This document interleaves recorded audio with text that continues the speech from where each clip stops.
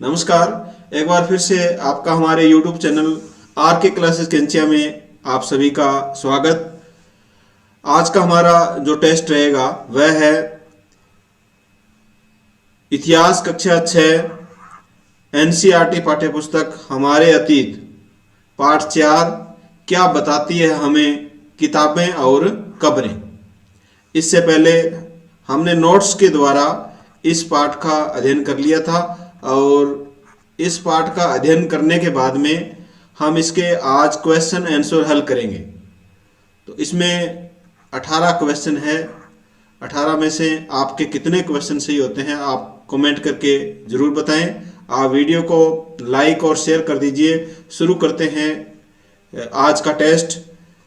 Question number 1 देखिए। वेद संख्या में 4 है। वेद संख्या में 4 है। इनमें सबसे प्राचीन वेद निम्नलिखित में से कौन सा है? ऋग्वेद, सामवेद, यजुर्वेद, अथर्ववेद। सबसे प्राचीन वेद के बारे में पूछा गया है। इसका सही उत्तर ए ऋग्वेद। सबसे प्राचीन वेद ऋग्वेद है जो आज से लगभग 3500 साल पहले लिखा गया। 3500 साल पहले लिखा गया यानी 1500 बीसी में लिखा गया। नेक्स्ट क्वेश्चन देखिए।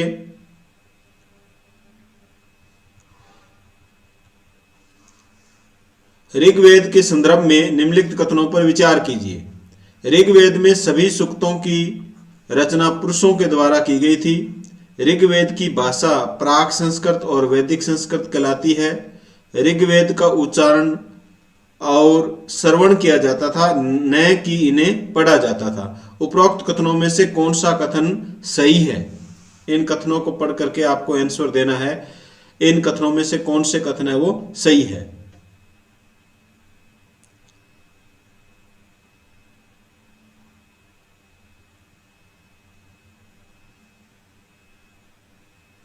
इसका सही उत्तर होगा सी, केवल 2 और 3। कथन 2 और 3 सत्य है। यानी ऋग्वेद की भाषा प्राक संस्कृत या वैदिक संस्कृत कहलाती है। कथन सही है। ऋग्वेद का उच्चारण और श्रवण किया जाता था, ना कि इन्हें पढ़ा जाता था, क्योंकि लिखा नहीं गया था और लिखने का जो काम है वो आज से लगभग 200 साल पहले ही हुआ है। इसलिए ऋग्वेद जो ग्रंथ है उसका उच्चारण किया जाता था और उसका श्रवण किया जाता था। यह भी कथन सत्य है। अब ये कथन सत्य क्यों नहीं है? देखो, ऋग्वेद में सभी सूक्तों की रचनाएं पुरुषों के द्वारा की गई है। तो पुरुषों के द्वारा सभी सूक्तों की रचना नहीं की गई है। इसमें कुछ महिलाओं ने भी इन प्रार्थनाओं की या इन सूक्तों की रचना की है। तो इसलिए यह कथन है, इसमें केवल पुरुष लिखा गया है, इसलिए यह कथन असत्य है। कथन 1 और 2 और 3 सत्य है। नेक्स्ट क्वेश्चन देखिए। ऋग्वेद में निम्नलिखित में से किन नदियों का उल्लेख सबसे कम हुआ है? सरस्वती या सिंधु नदी, गंगा नदी, यमुना नदी, व्यास नदी। नीचे दिए गए कूट का प्रयोग करके सही उत्तर का चुनाव करना है। यानी इनमें से किन नदियों का उल्लेख है वो ऋग्वेद में सबसे कम हुआ है? इसका सही उत्तर होगा 3, केवल 3 और 4। यानी 3 और 4 जो नदियां हैं यानी गंगा और यमुना, इन नदियों का जो उल्लेख है वो ऋग्वेद में सबसे कम हुआ है। यानी एक बार ही इनका उल्लेख हुआ है। गंगा और यमुना नदियों का उल्लेख ऋग्वेद में कितनी बार हुआ है? एक बार उल्लेख हुआ है। सरस्वती नदी ऋग्वेद की सबसे पवित्र नदी मानी गई है और सिंधु नदी का जो प्रयोग है वो सर्वाधिक बार किस नदी का उल्लेख किया गया है ऋग्वेद में? सिंधु नदी का। और सबसे पवित्र नदी के रूप में सरस्वती नदी का उल्लेख किया गया है और व्यास और सतलज इनका भी उल्लेख है वो किया गया है। लेकिन एक बार गंगा और यमुना का प्रयोग किया गया है या उल्लेख किया गया है। ये आपको अच्छी तरह से याद करना है। नेक्स्ट क्वेश्चन देखिए।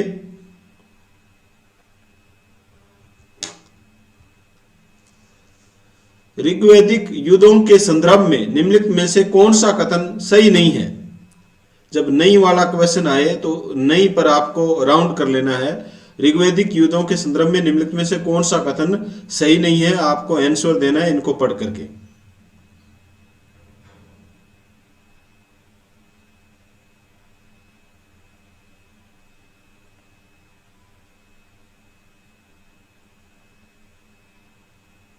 इसका सही उत्तर होगा सी, युद्ध में जीता गया धन केवल सरदारों पुरोहितों में बांटा जाता। यहां केवल आ गया, यानी केवल सरदारों और पुरोहितों को बांटा जाता था। तो यह कथन सत्य नहीं है, क्योंकि युद्ध में जीता गया धन सरदारों को, पुरोहितों को, गरीबों को और यज्ञ के लिए भी बांट दिया जाता था। इन सभी में इसको बांटा जाता था, सरदारों में, गरीबों में, पुरोहितों में, और कुछ हिस्सा यज्ञ के लिए भी दान में दिया जाता था। इस काल में मवेशियों के लिए युद्ध लड़े जाते थे, ये कथन सत्य है। लड़ाइयां जमीन के लिए लड़ी जाती थी, ये भी सत्य है। जमीन है, पानी है।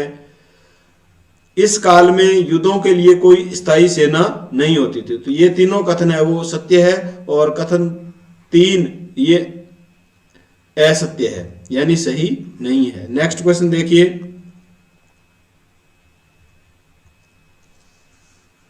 ऋग्वैदिक काल में काम के आधार पर वर्गीकृत 2 समूह, यानी 2 समूह काम के आधार पर, यह भी याद रखना है, वर्ण के आधार पर विभाजित नहीं किया गया है जो समूह है वो, यानी ऋग्वैदिक काल में काम के आधार पर 2 समूह वर्गीकृत किए गए हैं। इनमें एक पुरोहित है और दूसरा है राजा।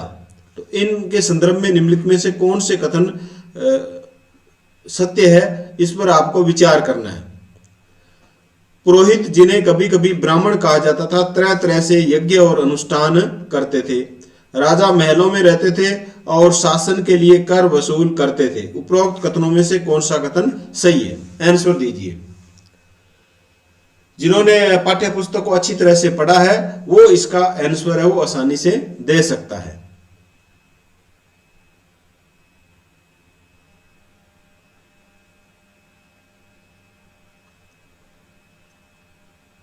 इसका सही उत्तर देखिए ए, केवल एक कथन है वो सत्य है। केवल एक कथन सत्य है। पुरोहित, जिन्हें कभी कभी ब्राह्मण कहा जाता था और ये तरह तरह के यज्ञ और अनुष्ठान करते थे, ये कथन सही है। राजा महलों में रहते थे, तो ऋग्वैदिक काल के जो राजा थे वो महलों में या राजधानियों में नहीं रहते थे और न ही शासन चलाने के लिए कर वसूलते थे, इसलिए ये कथन है वो सत्य नहीं है। नेक्स्ट क्वेश्चन देखिए, ये जो आप क्वेश्चन हल कर रहे हो, इन सभी क्वेश्चनों को हल करने के बाद में ऐसा एक भी क्वेश्चन नहीं बचेगा जो इस पाठ में से बन सके। तो आप इन प्रश्नों को अच्छी तरह से याद कर ले में पहले पाठ को जरूर पढ़ें और पाठ पढ़ने के बाद में आप इन प्रश्नों को हल करें। तो क्वेश्चन देखिए, निम्नलिखित में से कौन सा या कौन से शब्द नाम ऋग्वेद में मिलते हैं, इनको पढ़ करके बताना है। इनमें से कौन से जो शब्द है वो ऋग्वेद में मिलते हैं। नीचे दिए गए कूट का सही प्रयोग करके उत्तर को चुनना है आपको। तो बताइए इनमें से कौन से शब्द है वो ऋग्वेद में मिलते हैं, ऋग्वेद में इनका उल्लेख किया गया है।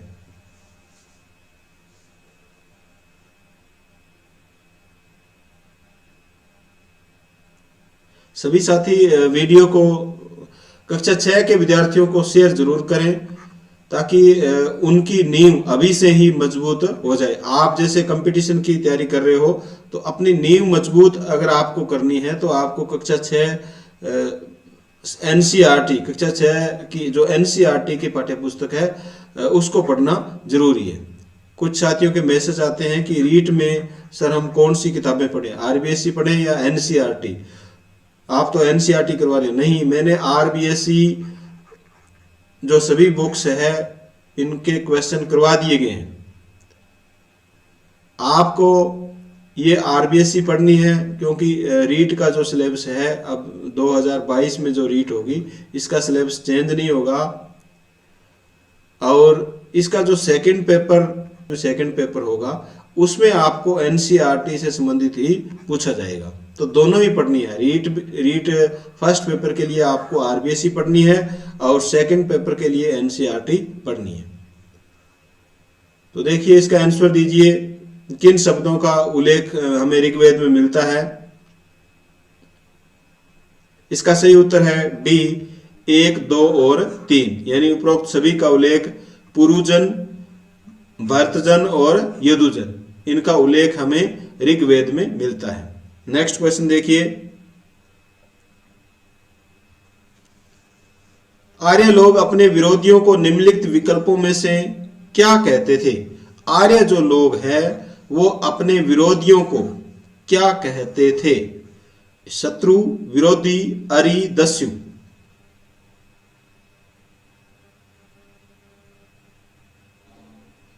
बिल्कुल सही आंसर नंबर 4 दस्यु।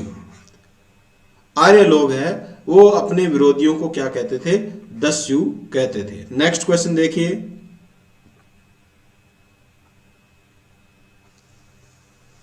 जिस युग में उपमहाद्वीप के उत्तर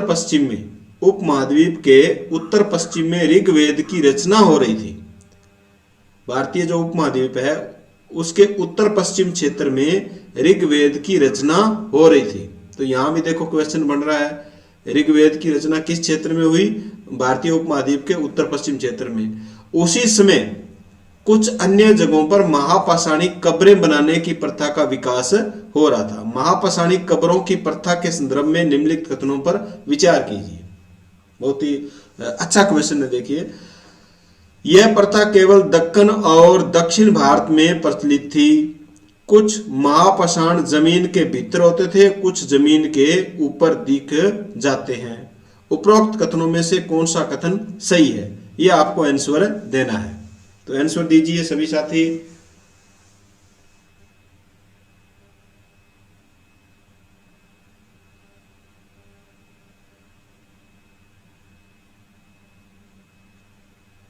इसमें देखिए उत्तर नंबर 2, केवल 2 सही है। कथन 2 सही है। कुछ महापाषाण जमीन के भीतर भी होते थे और कुछ जमीन के ऊपर भी दिखाई देते थे। तो ये कथन सत्य है। अब देखो कथन 1 असत्य क्यों है। यह प्रथा केवल दक्कन, केवल आ जाए तो आपको ध्यान रखना है, यहाँ कुछ न कुछ गड़बड़ है, इसलिए आप इसको अच्छी तरह से देखें। केवल दक्कन और दक्षिण भारत में प्रचलित थी। तो दक्कन और दक्षिण भारत में प्रचलित थी, ये तो सही है, लेकिन केवल यहां सही नहीं है, क्योंकि ये पूर्वोत्तर भारत में भी महापाषाणिक कब्रों की प्रथा है वो प्रचलित थी और कश्मीर में भी प्रचलित थी। तो दक्कन, दक्षिण भारत, पूर्वोत्तर भारत और कश्मीर में भी ये प्रथा प्रचलित थी, केवल दक्कन और दक्षिण भारत में प्रचलित नहीं थी। इसलिए हमारा कथन 2 है वो गलत हो जाता है, सॉरी कथन 1 है वो गलत हो जाता है और कथन 2 सही है। नेक्स्ट क्वेश्चन देखिए,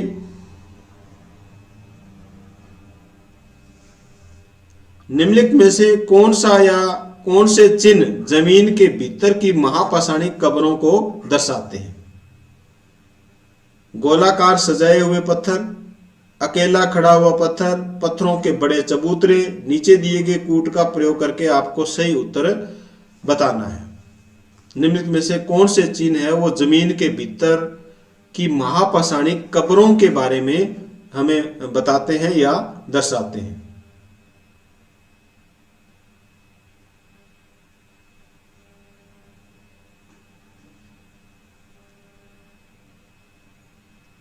इसका सही उत्तर होगा बी, केवल 1 और 2, यानी गोलाकार जो हमें महापाषाणिक ताबूत मिला है उसमें इस प्रकार गोलाकार पत्थर है, यहाँ पोर्ट होल उसमें बना हुआ है, गोलाकार इस प्रकार पत्थर है। कुछ पत्थर है वो गाड़े गए हैं इस जमीन के अंदर। तो अकेला पत्थर से भी संकेत मिल जाता है, और सजाए गए हैं इस प्रकार, गोलाकार पत्थर है वो सजाए गए हैं, तो इनसे भी उनकी पहचान है वो की जाती है संकेत के रूप में। जो कब्र है उनके बारे में, शवों के बारे में इनको दर्शाया जाता है। तो गोलाकार सजाए हुए पत्थर ये सही है। अकेला खड़ा हुआ पत्थर, किसी शव पर अकेला जो पत्थर खड़ा है तो उससे भी महापशानिक कब्रों के बारे में जानकारी मिलती है, लेकिन पत्थरों के बड़े चबूतरे नहीं मिलते हैं। पत्थरों के बड़े चबूतरे हैं वो हमें महापशानिक काल में नहीं मिलते हैं, तो इसलिए केवल 1 और 2 कथन सत्य है। नेक्स्ट क्वेश्चन देखिए,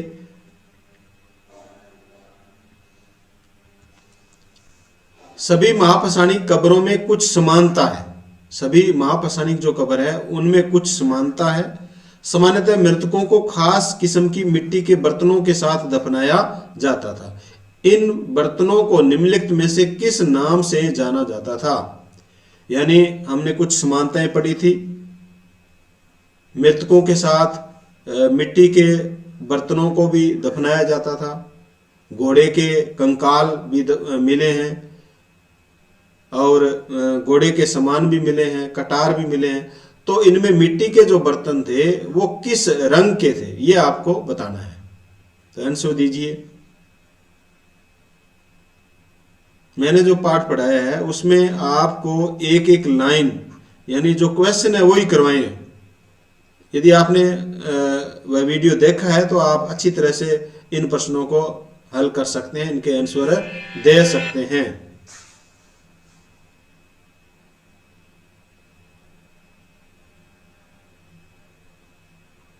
तो इसका सही उत्तर है ए, काले लाल मिट्टी के बर्तन, ब्लैक एंड रेड वेयर।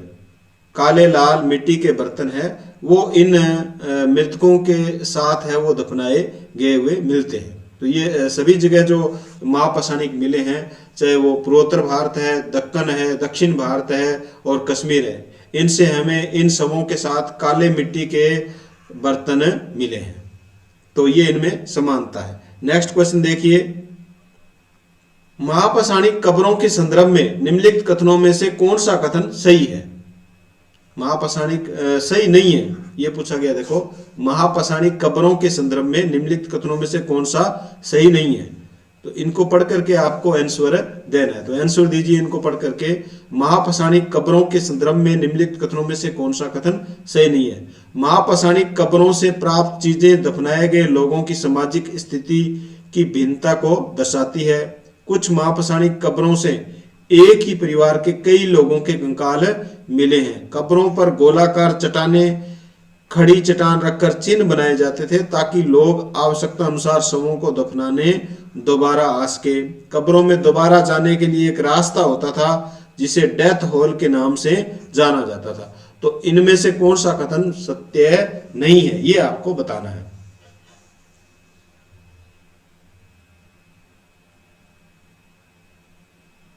इसका सही उत्तर है डी, कथन नंबर 4 देखिए। ये सत्य नहीं है। कब्रों में दोबारा जाने के लिए एक रास्ता बनाया गया था, इसे डेथ हॉल के नाम से जाना जाता। डेथ हॉल नहीं, ये पोर्ट हॉल है। ये जो रास्ता है ये क्या है? पोर्ट हॉल है। इसलिए ये कथन सत्य नहीं है। बाकी तीनों कथन सत्य है। देखो, महापशानिक कब्रों में प्राप्त चीजें दफनाए गए लोगों की सामाजिक स्थिति, यानी किसी के साथ केवल बर्तन दफनाए गए हैं पत्थर के, और किसी के साथ जैसे ब्रह्मगिरी से हमें 33 मनके, सोने के मनके हैं वो तो दोनों की स्थिति के बारे में हमें पता चलता है। दोनों की जो सामाजिक स्थिति है, यानी गरीब भी थे और अमीर लोग भी थे। कुछ महापशानिक कब्रों में एक ही परिवार के कई लोगों के कंकाल मिले हैं, तो ये भी सही है। एक ही परिवार के कई लोगों के कंकाल है वो हमें यहाँ मिलते हैं। कब्रों पर गोलाकार चट्टाने, खड़ी चट्टान रखकर चिन्ह बनाए जाते थे ताकि लोग आवश्यकता अनुसार शवों को दफनाने के लिए दोबारा आ सके। तो ये भी हमें संकेत मिले हैं। गोलाकार पत्थर मिले हैं और खड़े पत्थर भी मिले हैं। तो तीनों कथन सही है, ये कथन सत्य नहीं है। नेक्स्ट क्वेश्चन देखिए, इनाम गांव एक आरंभिक गांव था जहां 3600 से 2700 वर्ष पूर्व लोग रहते थे। इनाम गांव निम्नलिखित में से किस नदी के किनारे स्थित था या स्थित है? इनाम गांव एक आरंभिक गांव, यह भी याद रखना आपको, आरंभिक गांव पूछे तो कौन सा है? इनाम गांव। 3600 से 2700 वर्ष पूर्व लोग यहां रहते थे। तो ये किस नदी के किनारे स्थित है? भीमा, घोड़, सीना और नीरा।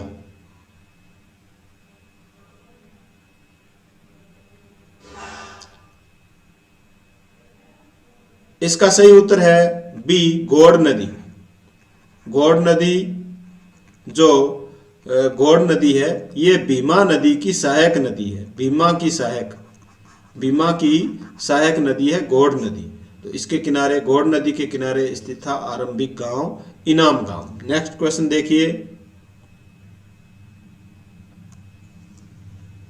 चरक संहिता निम्नलिखित में से किससे संबंधित है? चरक संहिता चरक के द्वारा रचित ग्रंथ है, जो 2000 साल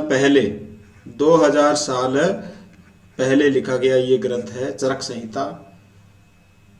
तो इसमें देखो ये किससे संबंधित है? खगोल, व्याकरण से, चिकित्सा से, गणित से। चरक संहिता, आपका आंसर बिल्कुल सही, ये चिकित्सा से संबंधित है। और इसमें जो मनुष्य की हड्डियां बताई गई है वो 360 बताई गई है। नेक्स्ट क्वेश्चन देखिए, किस महापाषाणिक पुरा स्थल से एक व्यक्ति की कब्र में 33 सोने के मनके और शंख पाए गए हैं? कौन सा महापाषाणिक पुरा स्थल है जहां से एक व्यक्ति की कब्र में 33 सोने के मनके और शंख पाए गए हैं? इनाम गांव, ब्रह्मगिरी, आदिचनलूर, उपरोक्त सभी। आंसर दीजिए। वेरी वेरी इंपॉर्टेंट क्वेश्चन है, पूछा जा सकता है इसको।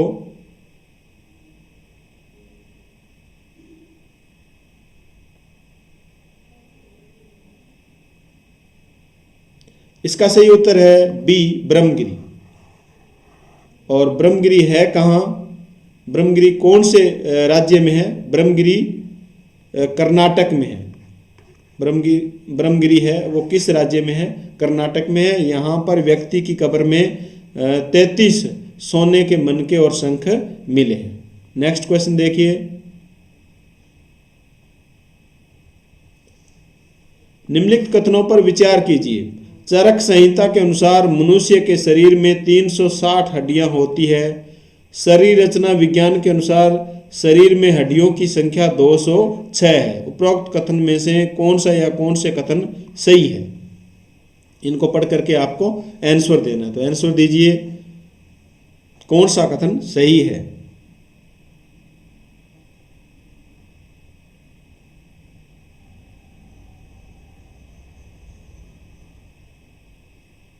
इसका सही उत्तर सी। इसका सही उत्तर क्या है? सी है। कथन 1 और 2 दोनों सही है। कथन 1 और 2 दोनों सही है। देखो, चरक संहिता के अनुसार मनुष्य के शरीर में कितनी हड्डियां बताई गई है? 360। और शरीर रचना विज्ञान के अनुसार मनुष्य के शरीर में हड्डियों की संख्या 206 है। तो दोनों ही कथन है वो सत्य है। नेक्स्ट क्वेश्चन देखिए,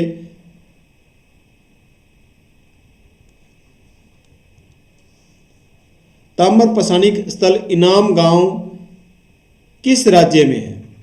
किस राज्य में इनाम गांव है वो किस राज्य में है? कर्नाटक में, महाराष्ट्र में, तमिलनाडु में, हरियाणा में। सभी साथी वीडियो को शेयर जरूर करें और लाइक कर दीजिए जिन्होंने अभी तक लाइक नहीं किया है, और जिन साथियों ने चैनल को सब्सक्राइब नहीं किया वो चैनल को सब्सक्राइब भी करें। तो इनाम गांव जहाँ हमें एक विशेष प्रकार की कब्र है वो प्राप्त होती है। ये इनाम गांव किस राज्य में है? इसका सही उत्तर होगा देखो बी, महाराष्ट्र में। इनाम गांव कहाँ है? महाराष्ट्र में है। नेक्स्ट क्वेश्चन देखिए, सूक्त का शाब्दिक अर्थ है। सूक्त का शाब्दिक अर्थ है अच्छी तरह से लिखा गया, अच्छी तरह से बोला गया, अच्छी तरह से सुना गया, उपरोक्त में से कोई नहीं। तो आंसर दीजिए सुक्त का शाब्दिक अर्थ।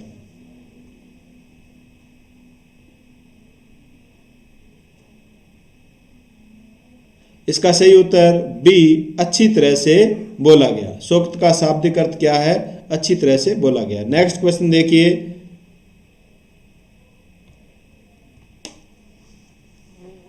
महापाषाणिक काल में शिष्ट किसे कहा जाता था? महापाषाणिक काल में शिष्ट किसे कहा जाता था? पोर्ट होल को, ताबूत समाधान को, घोड़े के कंकाल को, ब्लैक एंड रेड वेयर को शिष्ट किसे कहा जाता था? इस टेस्ट का अंतिम क्वेश्चन है ये, क्वेश्चन नंबर 18। सभी क्वेश्चन ये एनसीईआरटी की पाठ्य पुस्तक में से तैयार किए गए हैं और ये क्वेश्चन पढ़ने के बाद में आपको और कुछ पढ़ने की ज़रूरत नहीं है। इसका सही उत्तर है बी, ताबूत। यानी शिष्ट किसे कहा जाता है? ताबूत को, ताबूत समाधान को शिष्ट कहा जाता है।